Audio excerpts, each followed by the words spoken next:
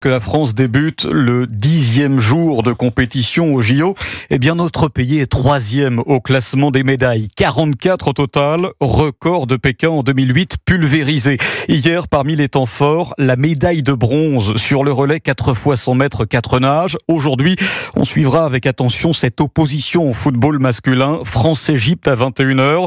En cas de victoire, la médaille sera assurée pour les hommes de Thierry Henry. Alors attention, pour l'instant la moisson est bonne, mais le top 5 du classement général n'est pas assuré pour autant.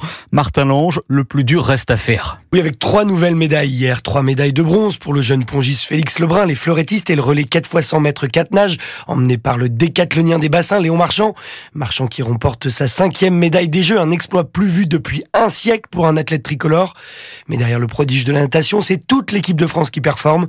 David Lappartient, le président du comité olympique français. Ce bilan, il est déjà exceptionnel. On a une équipe de France qui a gagné dès le début. Et il est fondamental dans des Jeux Olympiques de gagner dès le début pour savoir créer une dynamique. Nous sommes à ce matin 3e au tableau des médailles. Et donc notre ambition d'être dans les 5 premières nations au tableau des médailles, pour l'instant on le tient. La dynamique c'est capital pour mettre les athlètes en confiance, comme le confirme Gabriel Tual, recordman de France du 800 mètres qui entre en piste mercredi. Il y a des mecs qui devaient pas être là et en fait ils sont sur la boîte, franchement, mais let's go, pourquoi pas moi en fait. C'est dingue un petit peu ce qu'on fait là. La première semaine, moi j'étais là, mais qu'est-ce qui se passe ? Et on se rend compte que le home advantage, c'est vraiment quelque chose, c'est pas du bullshit en fait. Le home advantage, l'avantage d'être à domicile, c'est prouvé par les statistiques et ça s'explique entre un public qui pousse et des installations sportives sur lesquelles les athlètes ont déjà leurs habitudes. Et Martin Lange, la semaine qui s'annonce devrait tenir toutes ses promesses. Oui, et c'est tout l'enjeu. Si la France veut conserver sa place dans le top 5, ça ne va pas être facile, d'autant que nos sports les plus forts sont terminés. Le judo qui nous a rapporté 10 médailles, la natation et l'escrime, 7 médailles chacun.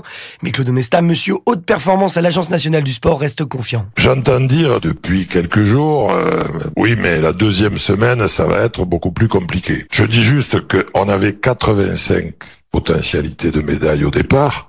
On en a consommé 43. Il en reste 42. On est devant une 2e semaine où il faut rester très concentré, très appliqué, mais qui n'est pas plus dégradé en termes de potentialité. Des potentielles médailles, il y en a dès aujourd'hui. Le triathlon par équipe ce matin autour de la championne olympique Cassandre Beaugrand, le slalom cross en canoë avec Boris Neveu, et puis pourquoi pas une divine surprise avec l'équipe de France de basket 3-3 qui s'est brillamment qualifiée pour les demi-finales. Merci Martin Lange.